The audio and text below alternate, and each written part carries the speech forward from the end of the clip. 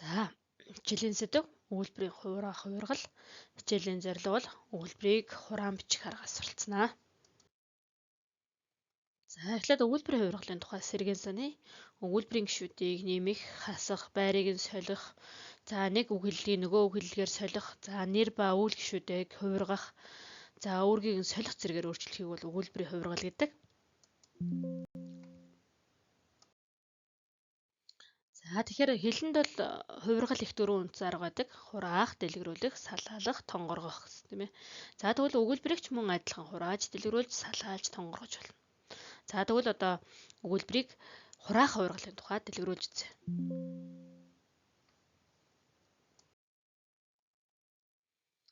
За эхлээд өгүүлбэрийг цөм бүтцээр хурааж болно.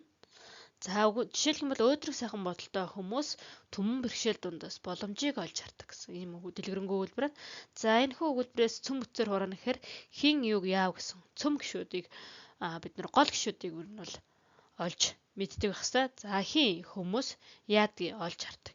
Юуг олж хардгийг боломжийг. За ингээд хүмүүс боломжийг олж хардаг гэсэн гол утга санааг хадгалсан гол гишүүдээр ингээд хураагаа бичиж болно.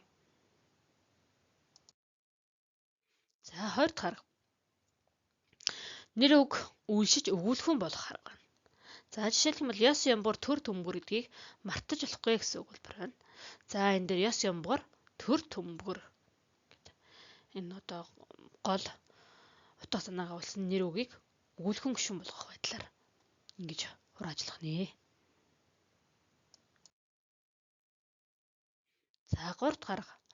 Дан онцлбор гишүүнээр хурааж болно. За жишээлх юм бол чи хоолоо идсэн үү? Идсэ гэд тийм ээ. Тухайн одоо яг ийм тохиолдолд ганцаараа болон харилцан яриа эсвэл одоо тэр хийн дотоод ярианы хам сэдв за холбож байгаа орчинтой холбогдож үүсдэг. За энэ тохиолдолд одоо нэг хоол одоо тийм ээ гэртээ өрнж байгаагаар чи өнөөдөр хоол идсэн үү? Идсэ. Ингээд одоо ганцхан үгээр хэлж байгаа юм шиг болож яг нөгөө одоо гол утга санааг хадгалсан онцлсон чухал одоо өгүүлбэрээр нь үгээр нь харьцаж байна гэсэн. За дараагийн арга болохоор бүрэн өгүүлбэрийг бүрэн бус өгүүлбэр болгон хураах. За энд болохоор зуны сайхан нэгэн өдөр чулууд голын ирэг дээр шуудын жиргэг сонсох нь хөгжин мэтгсэн ийм бүрэн өгүүлбэр байна. За энэхүү өгүүлбэрийг хураахдаа 100 өдөр чулууд гол шуудын жиргэг гэсэн байдлаар одоо нэрлсэн өгүүлбэрээр нь хурааж утсан байна.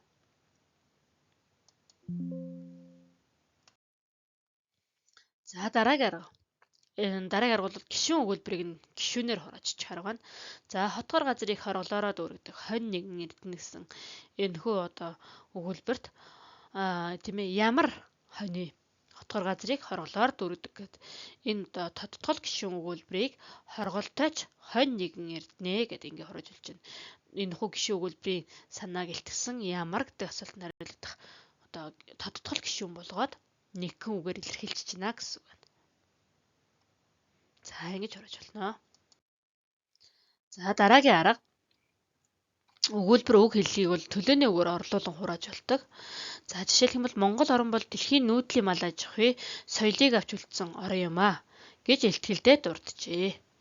За энэ өгүүлбэрийн одоо Монгол орныг ингэж илтгэлдээ дурджээ гэдэг ингэж хурааж болно. За ингэхдээ одоо энд бол дэлхийд нүүдлийн мал аж ахуй соёлыг авч үлдсэн орн юм гэсэн энэ өгүүлбэрийг ингэж гэдэг үгээр одоо төлөөний үгээр орлуулж бичсэн байна.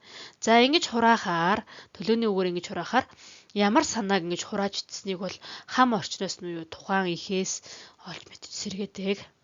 За өгүүлбэрийг хураах хувиргалын тухай мэдлээ цэгмээс энэ дараах хичээлийг орж үзээрэй.